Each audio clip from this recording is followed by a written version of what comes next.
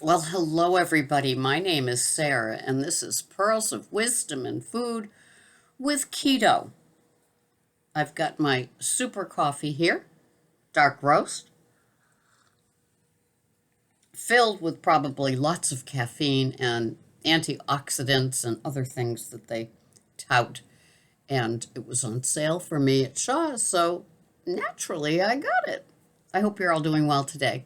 Anyway, I've been listening to podcasts with Dr. Jason Fung, Gary Taubes, the Diet Doctor, and just reconfirming everything that people talk about, people need.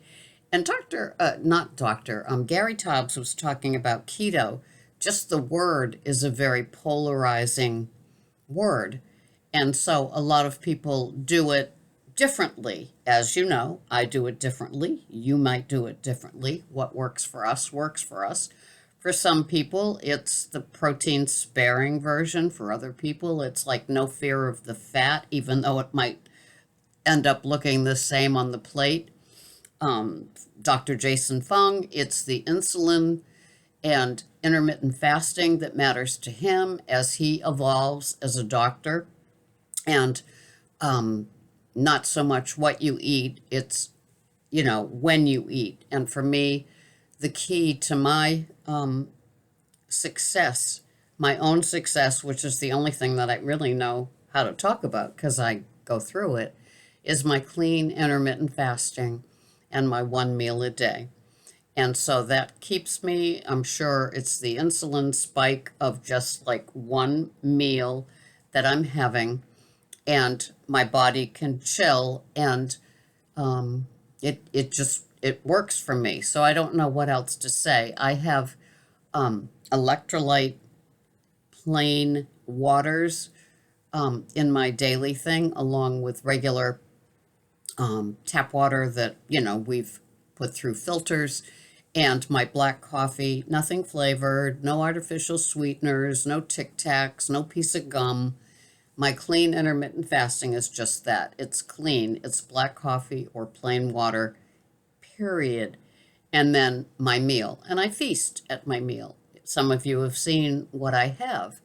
And today, for example, I'm having that pub burger, which is probably about 10 to 12 ounces, and my big A salad that has broccoli, scallions, baby butter, lettuce, cucumber, carrots, coleslaw, shredded cabbage. Yeah, it's a big A salad, and it holds me over. And I've been mixing avocado oil with my Bragg's, finding that having more of the fat in my dressing makes me feel a little bit more satiated, and that always works for me. So, I'm happy doing the same thing over and over and over again, which probably makes me pretty boring. If you're new to this channel, there's not going to be any highfalutin keto-fying recipes. There isn't, you know, and it's like I stick to the same things. I guilty of buying rotisserie chickens because I work full time now, and when I come home, I want it easy peasy. But I do a lot of pork roast with a lot of veggies in my crock pot. The pub burger is big. The steak and eggs is big. Pork bellies, the sausage bacon, the Johnsonville sausage bacon. I really like that a lot. And so, I have what I want, and I don't know, what it matters at this point. I've kind of learned how to eat intuitively. I can tell towards the end of the meal if it's like might not be enough. And so I always hold out the good culture cottage cheese, the 6%, the 4%, both of them plain, and then the 100-calorie keto, good culture, strawberry, pineapple, blueberry. I buy them all, and I will have that for my dessert if I know that I haven't had enough.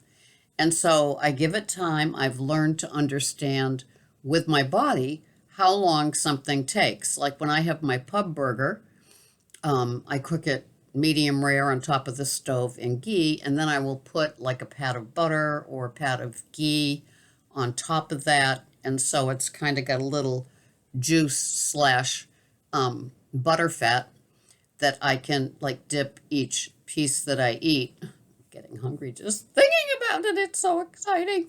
And then I've got my salad. And so I don't get tired of what I have. Oh, my mushrooms, my baby Bella mushrooms are also in my salad. And I got to go to BJ's, don't you know, today to get more because I ran out. So I keep it very simple, but I keep it tasty. And I don't eat what I don't want to eat.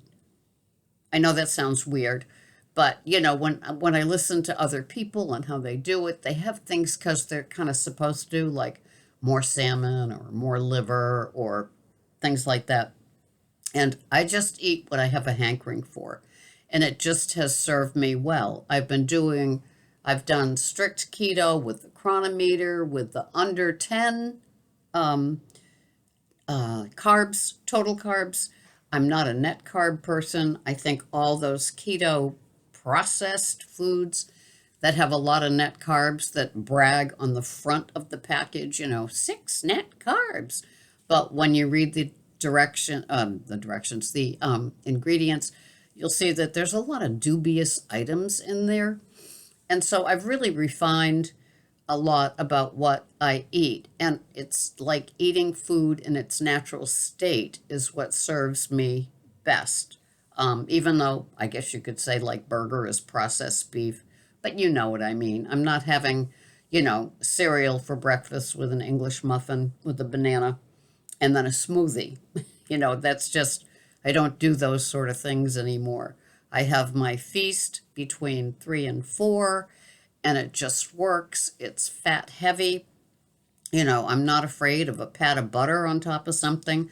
I'm not afraid of the oil in my salad dressing, in my salad, and I just go from there. I'm looking for contentment and satiation, which comes from enjoying what I'm having.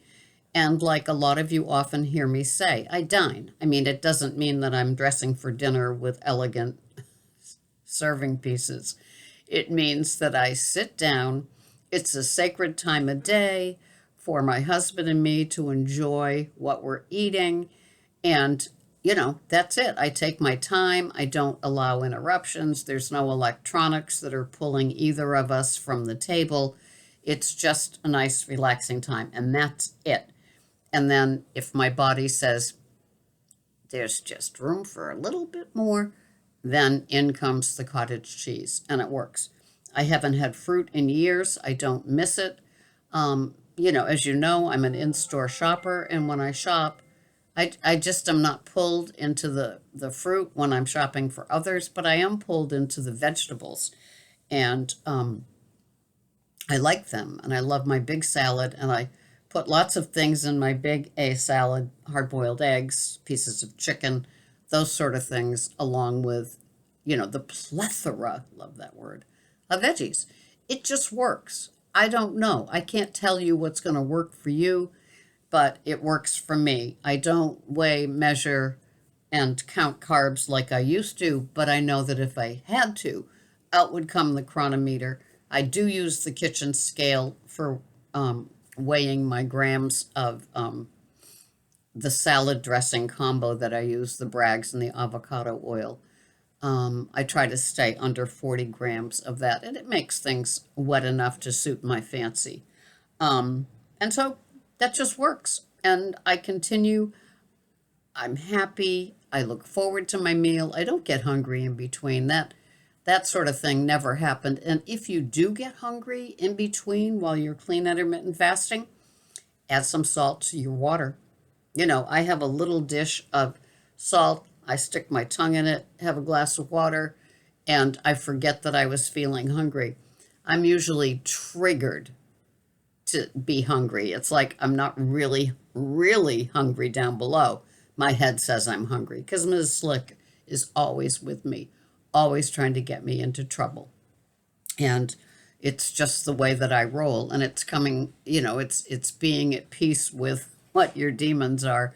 For me, it's sugar and carbs and food. I'm pulled. I have to be careful, but if I'm not being careful, it's in my OMAD. And that to me is, I don't eat between meals. I don't snack between meals. I don't I don't entertain anything between meals except my black coffee and my plain mineral water or the electrolyted water. And that's what I do. I have my supplements with my meals, so that's included in the OMAD. And it just works for me. I hope that what you find works for you as well. It takes a long, long time. Heck, I'm 71, and it's just, it takes a long time to get to that comfortable place where the foodie isn't just always inside of my head. I'm I'm content with simple foods, and I guess that's just what works. I hope that you find what works. You can always ask me questions. My email address is below. I care about what you do, what works for you. Routines are important to me.